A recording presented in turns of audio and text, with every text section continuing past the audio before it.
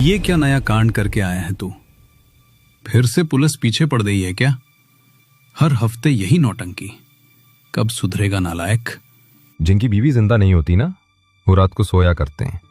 आप भी चुपचाप सो जाइए और बाकी काम हम पर छोड़ दीजिए। पिताजी का चेहरा एक पल को नरम पड़ता है। उनकी आंखों में आंसू चमकते हैं। वो अपनी स्वर्गवासी पत्नी राजन की मां और अपने बनाए साम्राज्य के बारे में सोचते हैं, जो अब बेटे की हरकतों से कलंकित है।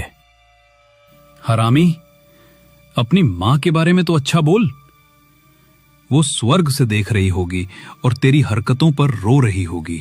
राजन बेपरवाह गुस्से में अपने कमरे की ओर चला जाता है। पिताजी अकेले रह जाते हैं, कुर्सी पर ढहते हुए रोज की तरह अपनी किस्मत को कोसते हैं।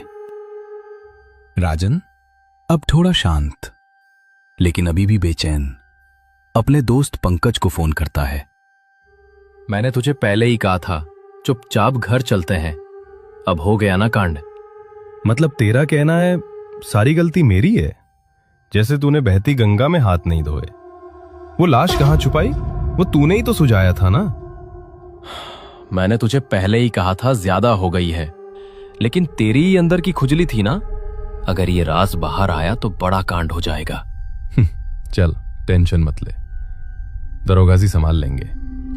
इतना पैसा खिलाया है उन्हें, अपना काम कर देंगे। लेकिन अगर फंसा तो अकेला नहीं फंसूंगा, तू भी फंसेगा, समझा? एक बात याद रख, अपना मुंह किसी भी हालत में मत खोलना, समझा? वरना मुझसे बुरा कोई नहीं होगा। राजन फोन काट देता है, बिस्तर पर लेट जाता है, छत को घूरता है।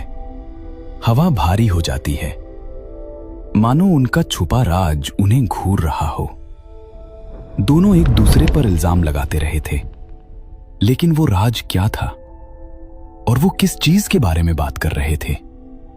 किसी हत्या का या कोई भयानक रहस्य? चलो देखते हैं आगे। रात का गहरा सन्नाटा, हवा में एक अजीब सी ठंडक। राजन अपने बिस्तर पर लेटा है, नींद की कोशिश कर रहा है, लेकिन नींद जैसे उसे खा रही हो। कभी कभी किचन से कुछ गिरने की आवाज आती है।